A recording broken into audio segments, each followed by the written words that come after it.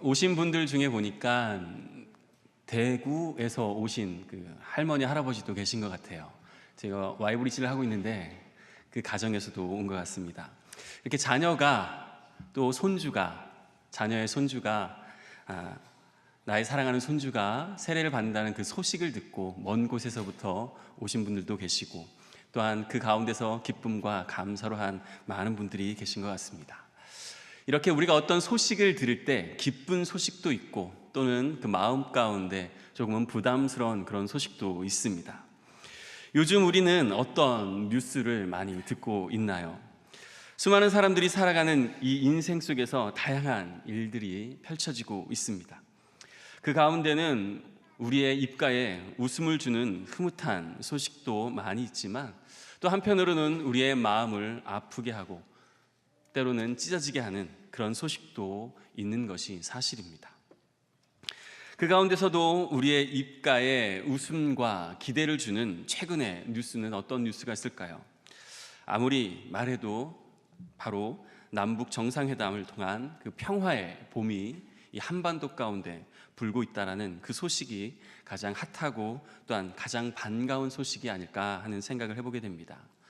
그 평화의 봄이 우리의 삶 가운데 하나하나 펼쳐져서 아름다운 모습으로 이 나라 가운데 이루어지시기를 우리는 또한 간절히 기도해야 할 것입니다. 이런 좋은 소식을 두고 우리는 두 자로, 한자로 바로 복음이라라고 그렇게 말합니다. 복된 소리, 좋은 소식, 기쁜 소식이라고 말하는 것이죠. 복음이라는 단어는 성경에서 굉장히 많이 사용되고요, 또한 교회 안에서 주로 사용되어 있는 단어입니다. 복음, 이 헬라어로는 유앙겔리온으로 기쁜 소식이라는 뜻을 갖고 있습니다. 그런데 이 단어는 성경에서 처음 사용된, 크리스천이 제일 처음에 사용한 단어가 아니었습니다. 바로 이 마가복음이 기록될 당시에 이스라엘을 지배했던 그 로마 황실에서 사용되었던 단어가 바로 이 유앙겔리온, 우리말로 말하면 복음입니다. 왕족에게 사용되었던 단어입니다. 전쟁에 나가서 정복하고 승리하였을 때 유앙겔리온이라고 그렇게 외쳤습니다. 또한 새로운 왕이 등극되었을 때 또 유앙겔리온이라고 그렇게 외쳤죠. 또 그 왕의 가문 안에서 왕자가 태어났을 때 또한 유앙겔리온이라고 그렇게 외쳤습니다. 예수님께서 태어나실 때 로마 왕은 아구스도였습니다. 성경에 기록된 이름으로는 아구스도, 세계사적으로는 아우구스투스입니다. 이 아우구스투스의 탄생에 대해서 BC 9년에 기록된 비석을 발견했는데 이렇게 기록되어 있다고 합니다. 황제의 탄생은 세상을 향한 신의 복음의 시작이다. 즉, 이 로마 황제가 이 세상에 복음으로 왔다, 복음이 시작됐다라고 그들은 선포한 것이죠. 그런데 이렇게 외칠 때 이 로마 식민 그 통치 아래 살아가는 그 마가는 로마의 황제가 복음의 시작이 아니라 바로 하나님의 아들 예수 그리스도의 복음의 시작이다 라고 외치며, 예수님이 복음의 진정한 시작이며 진정한 복음이다 라고 마가복음 1장 1절에서 선포하고 있는 것입니다.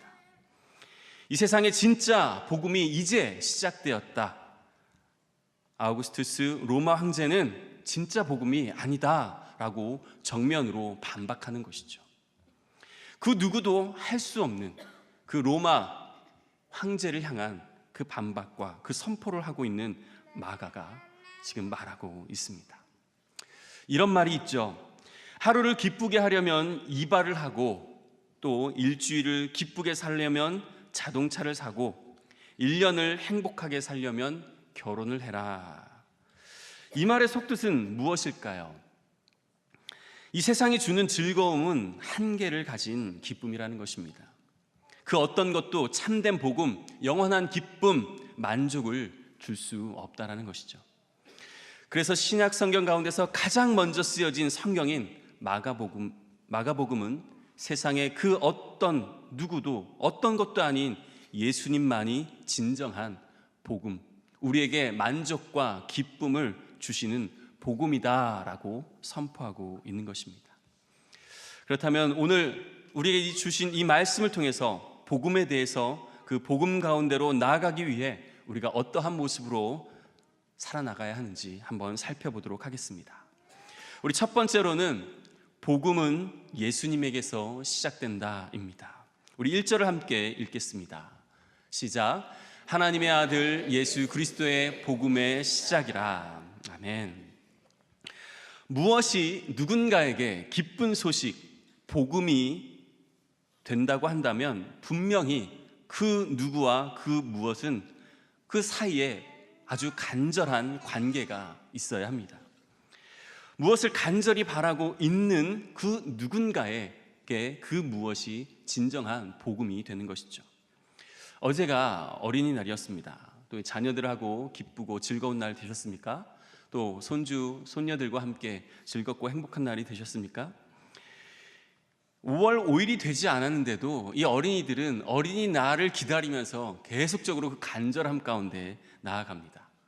몇 주 전부터, 몇 달 전부터 계속적으로 얘기하죠. 선물은 뭐 사줄 건데? 나 이거 사고 싶어. 혼자 스마트폰 찾아보면서 선물을 검색해가지고 이거 사줘, 저거 사줘, 그러죠. 바로 이 어린이들에게는 이 5월 5일이 정말로 복음과 같은 그런 날이죠.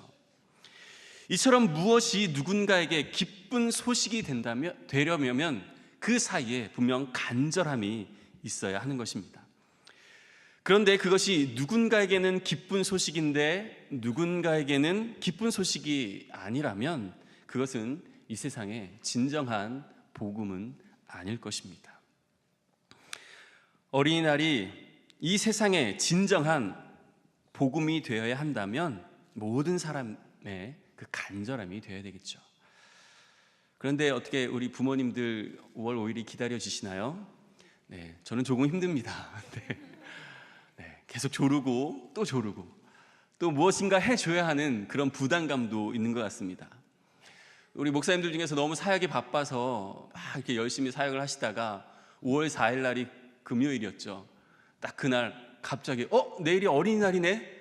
뭐 해야 되지? 목사님 어디 가세요? 뭐 좋은 거 있어요? 라고 하면서 그 마음 가운데 부담감이 있는 것을 보게 됩니다.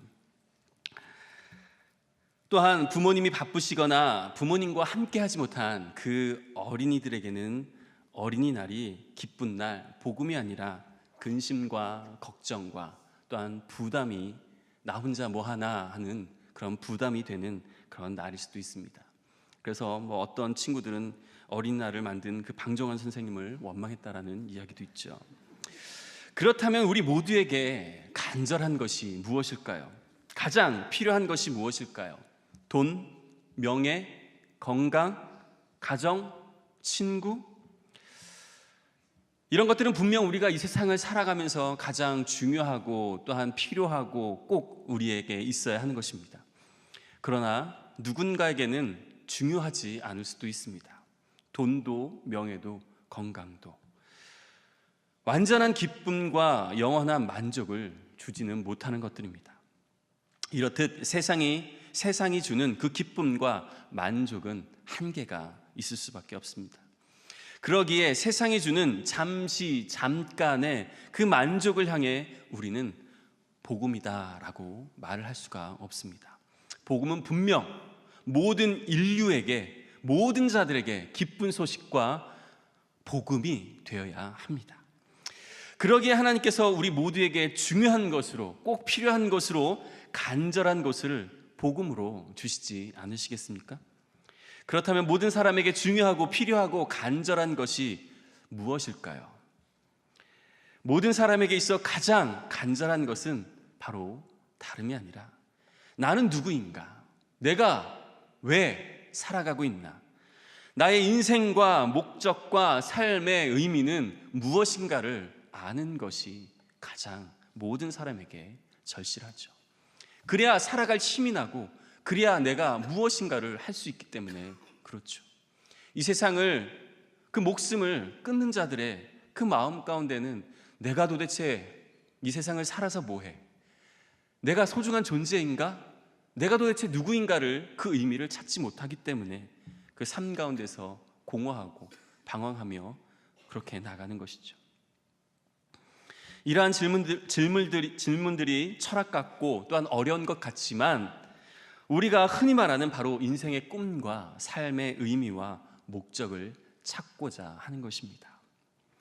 우리는 얼마나 많은 생각을 하며 살아가고 있습니까? 나는 도대체 누구일까? 무엇일까? 왜 살아가고 있을까? 죽지 못해 사는 인생인가? 나는 이 땅에서 어떤 존재인가? 이 세상을 살아가는 모든 인생은 자기 스스로 인생을 택하여서 이 부모님 아래서 태어나야지, 이런 가문 아래서 살아야지 라고 하면서 이 땅 가운데 결코 태어나지 않습니다. 그러니 사람, 그 인간이 스스로 자신의 목적과 그 의미를 깨닫는 것은 도저히 불가능하죠. 하나님께서 우리를 이 땅 가운데 보내셨으니 그 뜻도 하나님께 있는 줄 믿습니다. 그러기에 하나님의 아들 예수 그리스도를 이 땅 가운데 보내셔서 나는 누구이며 왜 사는지, 또한 삶의 의미와 방향이 무엇인지를 알게 해 주십니다. 그러기에 우리의 인생을 깨닫게 하신 예수님이 우리 인생의 진정한 복음이 되시는 것입니다. 우리는 예수님을 통해서 분명히, 또한 예수님을 통해서 시작된 그 복음을 통해 나는 죄인이며 하나님의 사랑이 필요한 자이며 그 영원한 생명 가운데로 나아갈 자격이 주어졌다는 사실, 또한 주님의 영광을 위해서 살아가야 할 자임을 깨닫게 해주시는 그 복음이신 예수 그리스도임을 우리는 믿습니다. 그 복음이신 예수 그리스도 앞에 나아가는 우리 모두가 되길 축복합니다. 두 번째로 우리가 생각해 볼 것은 바로 복음은 준비된 곳에서 시작된다입니다. 우리 2절을 함께 읽겠습니다. 시작. 선지자 이사야의 글에 보라, 내가 내 사자를 내 앞에 보내노니 그가 내 길을 준비하라. 아멘. 그리고 3절에도 공통된 말씀이 나옵니다. 3절을 함께 읽겠습니다. 광야에서 외치는 자의 소리가 있어 이르되 너희는 주의 길을 준비하라. 그의 오실 길을 곧게 하라. 기록된 것과 같이. 바로 준비하라. 준비라는 단어가 2절과 3절에 반복되어 나옵니다. 참된 열매와 기쁨은 많은 준비 속에서 분명히 이루어집니다. 위대한 역사는 준비에 달려 있습니다. 준비가 철저한 곳에 그만큼 기쁨의 역사가 있기 마련입니다. 오늘 2절과 3절에 기록된 이 준비하라, 예전 성경에는 예비하라 라고 기록되어 있는데 원어는 바로 파나라는 단어입니다. 이 파나의 뜻은 무엇이냐면 무엇인가 거추장스러운 것, 또한 지저분한 것을 깨끗이 치우고 손님을 맞을 준비를 하라라는 그 뜻이 바로 이 파나의 의미입니다. 예수님은 분명히 말씀하셨습니다. 마음이 청결한 자는 복이 있나니 그들이 하나님을 볼 것이다 라고 말씀하셨습니다. 또한 히브리서에서도 거룩함 없이는 아무도 주를 보지 못하리라 라고 말씀하셨습니다. 하나님은 정결하고 거룩한 자리에 분명히 찾아오십니다. 그러기에 세례 요한은 무엇을 준비시켰을까요? 우리 4절을 함께 읽겠습니다.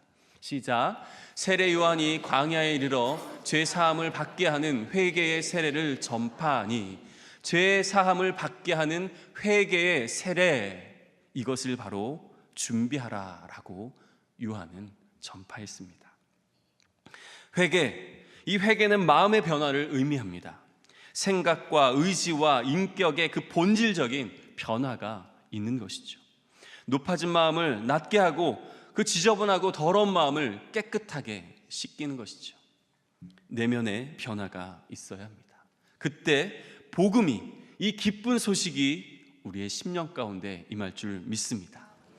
우리가 잘 아는 1907년 평양 대부흥운동, 이 평양 대부흥운동은 한마디로 말하면 회개 운동입니다.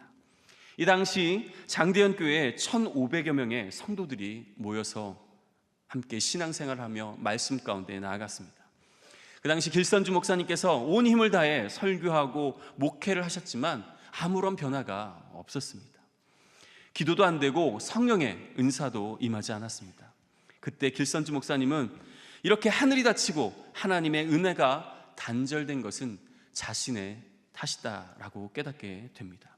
그리고 예배 시간에, 말씀 전하는 시간에 사람들 앞에서 먼저 회개하십니다. 여러분, 저는 아간과 같은 놈입니다. 저 때문에 여러분이 은혜를 받지 못하고 있습니다. 언젠가 제 친구 한 사람이 임종하면서 제게 부탁하기를, 나는 이제 죽지만 내 재산을 잘 처리해 주게, 내 아내는 무식해서 아무것도 할 수 없으니 꼭 부탁하네 하며 세상을 떠났습니다. 그런데 저는 그의 재산을 정리하면서 그만 100원을 잘라 먹었습니다. 저는 하나님을 속였습니다. 저는 죄인입니다. 저는 내일 아침 일찍 그 돈을 그 부인에게 돌려주겠습니다 라고 그렇게 고백하며 회개합니다. 길 목사님의 회개가 있고 난 다음 갑자기 성령님이 그 자리에 임재하시기 시작하셨습니다. 사람들의 그 마음이 열리고 저마다 자신이 지은 죄들을 고백하며 회개하기 시작합니다. 그렇게 시작된 것이 바로 1907년 평양 대부흥 운동입니다. 이처럼 우리는 회개의 세례를 통해 주님께서 오실 그 길을 준비해야 합니다. 우리의 심령을 깨끗하게 해야 될 줄 믿습니다. 그래야 복음이신 예수님께서 우리의 마음 가운데 역사하시는 것입니다. 바로 진정한 회개가 우리의 삶 가운데 있어야 할 줄 믿습니다. 우리 주님을 맞이하기 위해 정결한 삶 가운데로 나아가시길 축복합니다. 대신방 받을 때의 그 집보다도 더 깨끗한 집으로 우리의 심령을 만드시길 축복합니다. 그럴 때 주님께서 우리의 심령 가운데 친히 역사하시고 그 복음의 시작을 알리시는 은혜와 사랑을 우리에게 주실 줄 믿습니다. 세 번째로는 복음은 광야에서 시작된다입니다. 3절과 4절과 12절과 13절을 띄워주시겠습니까? 네, 제가 중요한 구절과 그 중요한 부분만 줄을 쳤는데요. 3절에 보면 광야에 외치는 자의 소리가 있어. 4절입니다. 세례 요한이 광야에 이르러. 12절입니다. 성령이 곧 예수를 광야로 몰아낸지라. 13절입니다. 광야에서 40일을 계시면서 사단에게 시험을 받으시며. 복음은 어디서부터 시작됩니까? 바로 광야에서 시작되고 있습니다. 예수님의 오실 길을 준비하는 곳이 바로 광야입니다. 복음이신 예수님께서 그 사역을 준비하시는 곳이 바로 광야입니다. 구약 성경을 살펴보면 광야에서 많은 하나님의 은혜와 구원을 이루시는 것을 우리는 보게 됩니다. 모세는 광야에서 하나님의 음성을 들었습니다. 백성들은 광야에서 구름 기둥과 불 기둥으로 보호를 받았죠. 만나와 메추라기를 먹었습니다. 바위에서 물이 터졌으며 그 물을 마셨습니다. 또한 하나님의 그 언약을 받고 체결하며 하나님이 그들의 아버지가 되시고 그들은 하나님의 백성, 아들이 되는 그 은혜가 바로 그 광야에서 있었습니다. 광야는 오직 하나님만 바라보며 하나님만을 의지할 수밖에 없는 장소입니다. 그러기에 하나님의 은혜가, 그 복음의 은혜가 임할 수 있고 또한 그 복음을 바라볼 수 있는 곳이 바로 광야입니다. 광야에서 복음 사역을 예수님께서 시작하신 까닭이 무엇입니까? 광야에서 40일간 금식 후 시험을 받으신 그 이유는 무엇일까요? 바로 쓰러진 그곳에서, 그 자리에서 다시 일어설 수 있고 회복할 수 있다는 것을 우리에게 먼저 보여주시며 또한 우리보다 앞서 가셔서 그 길을 열어주신 것입니다. 완전한 인간이신 예수님께서 광야에서 하나님의 말씀을 통해 훈련을 받으시며 진정한 우리의 복음이 되신 것입니다. 히브리어로 광야는 미드바르입니다. 미와 드바르가 합쳐져서 미드바르 이렇게 발음합니다. 이 뜻은 나라, 언어라는 의미가 있고, 드바르는 말하다, 명령, 언약이라는 그런 의미가 있습니다. 즉 미드바르, 이 광야는 말씀의 나라, 말씀이 있는 곳, 언약이 있는 곳이라는 그런 의미입니다. 지금 나의 삶이 광야와 같습니까? 그렇다면 모든 것을 내려놓고 하나님의 말씀 앞에 무릎 꿇으라는 하나님의 음성입니다. 그러면 하나님께서 우리에게 말씀해 주실 것입니다. 우리를 위로하실 것입니다. 바로 지금 하나님을 만날 수 있는 바로 최고의 기회가 바로 그 광야인 것입니다. 예수님께서 광야에서 하나님만을 바라보셨듯이 우리 또한 이 광야 같은 삶에서 하나님을 바라볼 수 있을 것입니다. 우리가 잘 아는 찬양 성령이 오셨네라는 곡을 지은 김도현 씨가 있습니다. 그분이 2015년도에 그 광야로라는 찬양을 또 작사 작곡하였습니다. 그 가운데 일부의 그 가사인데 너무 이 광야에 대해서 잘 표현하고 있고 또 잘 나누고 있어서 한번 이 가사를 함께 나누고자 준비했습니다. 제가 읽어드리겠습니다. 드넓은 광야로 나아오라. 내 사랑하는 주님 손 잡고 자기 부인하고 십자가 지고 예수님 걸으셨던 광야로, 드넓은 광야로 날아오르라. 주께서 주신 날개 달고 날 양육하는 곳, 날 세우시는 곳, 나의 안식처 그 광야로. 비둘기 같은 날개 있다면 멀리 날아가 광야에 머물기 원하네. 저 검고 거친 세상 광풍 피하여 주의 임재로 부족함 없는 그 광야로. 광활한 나의 피난처, 날 위해 예비한 광야. 거짓과 욕망이 가득한 그곳에서 어서 나와 아버지 말씀 있는 곳, 아버지 얼굴 있는 곳, 온전히 주의 자녀 삼으시는 광야로. 그 가사의 일부분입니다. 그렇지만 이 광야에 대해서, 또 광야 가운데서 우리에게 주신 은혜가 어떤 것인지를 너무나도 잘 표현하고 있습니다. 그렇습니다. 우리는 드넓은 광야로 나가야 할 것입니다. 그렇다면 그 자기의 십자가를 지고 예수님께서 그 걸으셨던 그 광야 가운데서 우리에게 승리를 허락하여 주실 줄 믿습니다. 그 광야 가운데 분명 하나님의 말씀이 있으며 하나님의 얼굴이 있는 줄 믿습니다. 이러한 고백이 우리의 삶 가운데 있기를 소원합니다.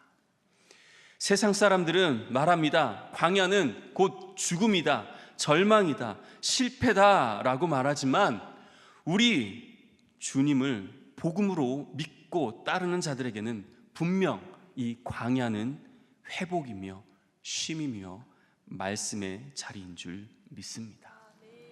하나님께서 부르시는 그 광야 가운데로 나아가는 우리의 모두, 또한 그 진정한 복음을 누리며 나아가는 우리 모두가 되길 축복합니다. 복음은 하나님의 아들 예수 그리스도로부터 시작됨을 믿습니다. 복음은 회개의 세례를 통해 시작됨을 믿습니다. 복음은 말씀과 훈련이 있는 곳 광야에서 시작됨을 믿습니다. 분명 예수 그리스도의 그 복음은 능력이 있는 줄 믿습니다. 그러기에 마가는 그 로마의 앞자리에서 신처럼 받드는 그 황제가 아니라 예수님만이 진정한 복음이다 라고 담대히 외친 것입니다. 이러한 용기가 어디서 나왔을까요? 바로 그 시작된 복음을 경험했기 때문에 그렇습니다. 이젠 그 경험을 넘어서 자신의 삶이 된 것입니다. 우리는 마가와 같이 그 복음을 외치고 있습니까? 저의 예전에 부끄러웠던 한 가지 그 기억을 말씀드리며 말씀을 마치려고 합니다. 한 4, 5년 전에 1대1로 한 청년과 함께 그 제자 양육을 한 적이 있었습니다. 그 청년과 함께 열심히 제자 양육을 하는 중에 이렇게 사적인 얘기도 좀 나누면서 그 청년이 아주 좋은 컴퓨터를 하나 샀다라고 그렇게 노트북을 하나 샀다고 저한테 얘기를 합니다. 그래서 뭘 샀냐고 물어봤더니 어느 모델을 샀다라고 얘기합니다. 그래서 저도 그 모델인데 굉장히 구형이라서 그 청년이 쓰는 것, 그러냐고, 좋겠다라고 그렇게 얘기했습니다.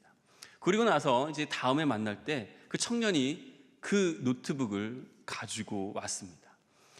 그런데 제가 그 노트북을 한 4, 5년 정도를 가지고 쓰다 보니까 좀 실증도 나고 또 속도도 떨어지고 좀 그런 마음이 있어서 이 새로운 정말로 신형 노트북을 보는 순간 너무나도 얇아지고, 제 거는 13인치인데 그 형제 건 15인치예요.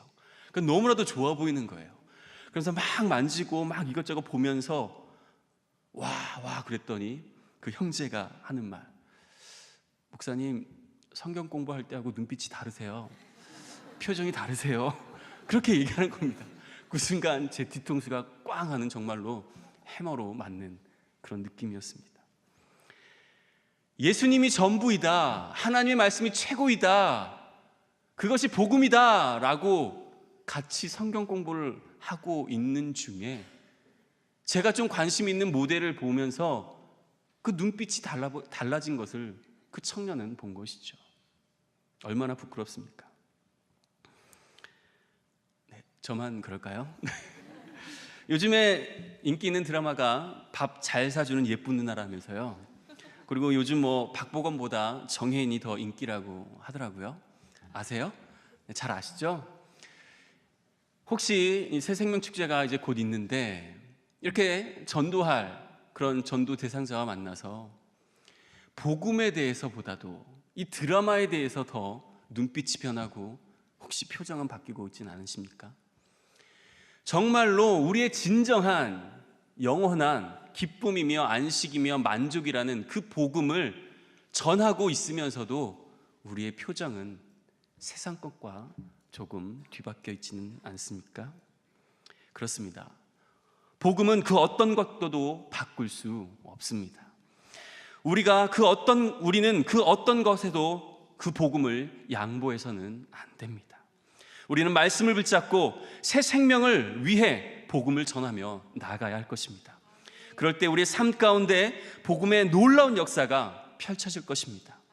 우리의 인생 가운데 그 시작된 그 복음이신 예수님을 붙들고 회개를 통해 예수님의 오실 길을 예비하며 말씀 가운데 나가는 우리 모두가 되길 다시 한번 축복합니다.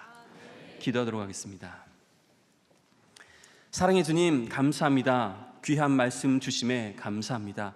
주신 말씀 붙들고 그 복음 붙들고 아버지 하나님, 세상 가운데로 담대히 나가는 우리의 삶 될 수 있도록 인도하여 주시길 간절히 소원합니다.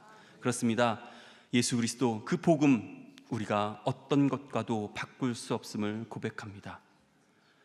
그 시작된 예수 그리스도로부터 시작된 그 복음을 우리의 삶 가운데 온전히 회개를 통해 받아들이며 더욱더 말씀 가운데 그 광야 가운데 나아가 복음을 전하며 주님 앞에 나아가는 우리의 모든 삶이 될 수 있도록 복의 복을 더하여 주시길 간절히 소원합니다. 모든 것 주님 앞에 부탁드리며 감사드리며 예수 그리스도의 이름으로 기도드립니다. 아멘.